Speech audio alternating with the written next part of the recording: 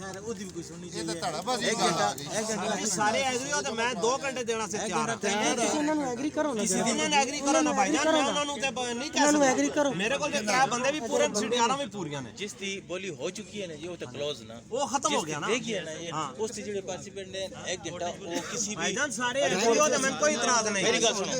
किसी को बात भी ਤੁਹਾਡੀ ਗੱਲ ਮੈਂ ਨਹੀਂ ਸੁਣਨੀ ਮੈਂ ਜਿਹੜੇ ਪਾਰਟਿਸਪੈਂਟ ਨੇ ਉਹਨਾਂ ਦੀ ਗੱਲ ਸੁਣਨੀ ਪਾਰਟਿਸਪੈਂਟ ਅਗਰ ਇੰਤਜ਼ਾਰ ਕਰਦੇ ਨੇ ਮੈਨੂੰ ਕੋਈ ਇਤਰਾਜ਼ ਨਹੀਂ ਮੈਂ ਸਵੇਰੇ ਆਣ ਕੇ ਪੁੱਛ ਕੇ ਗਿਆ ਜਾ ਕੇ ਬੈਂਕ ਜਮਾ ਕਰਾ ਗਿਆ ਪੁੱਛੋ ਮੈਂ ਕਦੋਂ ਇਤਰਾਜ਼ ਕੀਤਾ लिखा भी है बिस्मिल्लाह करो लिखी भी है नहीं तो फिर अखबार भी आई थी बिस्मिल्लाह ਇਹ ਤਾਂ ਮੈਂ ਪਹਿਲੇ ਦਫਾ ਕਿਹਾ ਹੈ ਕਿ ਅਖਬਾਰ 'ਚ ਵੀ ਆਇਆ ਵੇ ਡੋਰ ਟੂ ਡੋਰ ਅਸੀਂ ਦੱਸਣ ਦਾ ਪ੍ਰਬੰਧ इंतजार उसी का क्या कोई तो नहीं जरा गल घंटा खंड ही हो गई ਭਾਈਜਾਨ ਬੰਦੇ ਇੰਤਜ਼ਾਰ ਕਰਨ ਮੈਂ ਇੰਤਜ਼ਾਰ ਕਰ ਲੈਣਾ ਮੈਂ ਨਹੀਂ ਇੰਤਜ਼ਾਰ ਕਰਨਾ भाई जी साथ दसिया हुआ था ना सारा अखबार ਦੇ ਸਿੱਧੀ ਨਹੀਂ ਕਰ ਰਹੇ ਨੇ 12 ਦਾ ਵੀ ਟਾਈਮ ਦਿਓ ਤੇ ਤੁਸੀਂ ਦੇ ਸਕਦੇ ਹੋ 12 ਵਜੇ ਦਾ ਟਾਈਮ ਹੋ ਅਖਬਾਰ 12 ਵਜੇ ਲਿਖਿਆ ਕਿ 12 ਤੱਕ ਇੰਤਜ਼ਾਰ ਕਰਾਂਗੇ 12 ਤੱਕ ਇੰਤਜ਼ਾਰ ਨਹੀਂ ਕਰ 12 ਦੇ ਜਦੋਂ 11 ਵਜੇ ਸ਼ੁਰੂ ਹੋਈ ਤਰਤੀਬ ਤੇ ਸ਼ੁਰੂ ਕੀਤੀ ਡਾਇਰੈਕਟਲੀ ਇਹਨਾਂ ਨੂੰ ਨਹੀਂ ਚੁੱਕਿਆ ਜਾਂ ਇਸ ਨੂੰ ਨਹੀਂ ਚੁੱਕਿਆ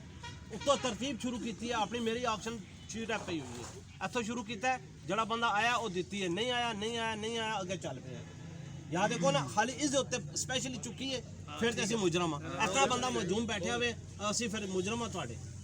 ਅਸੀਂ ਤਰਤੀਬ ਤੋਂ ਚੱਲਿਆ ਪਹਿਲੇ ਇਹ ਸ਼ੁਰੂ ਕੀਤੀ ਜਦੋਂ ਸਟਾਰਟ ਹੋਇਆ ਫਿਰ ਦੂਸਰੀ ਫਿਰ ਤੀਸਰੀ ਫਿਰ ਚੌਥੀ ਫਿਰ ਪੰਜਵੀਂ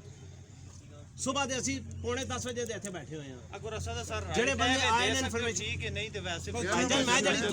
ਤੁਸੀਂ ਜਿਹੜੀ ਸ਼ਰਤ ਪੂਰੀ ਕੀਤੀ ਹੈ 3 ਸੀਟਾਂ ਪਈਆਂ ਹੋਈਆਂ ਨੇ ਪੈਸੇ ਪੇ ਜੀ सर एक मिनट अभी आप पहले इससे पहले जितनी बोली है कोर्ट ने जो बोला के लिए आप थोड़ा रिकॉर्ड चेक कीजिए कितने साल बंजर जमीन गवर्नमेंट को कितना खसारा हुआ है दूसरे नंबर पर जब यहाँ जितनी पार्टियां ये तो कैश जमा हुई है इन्हीं की वजह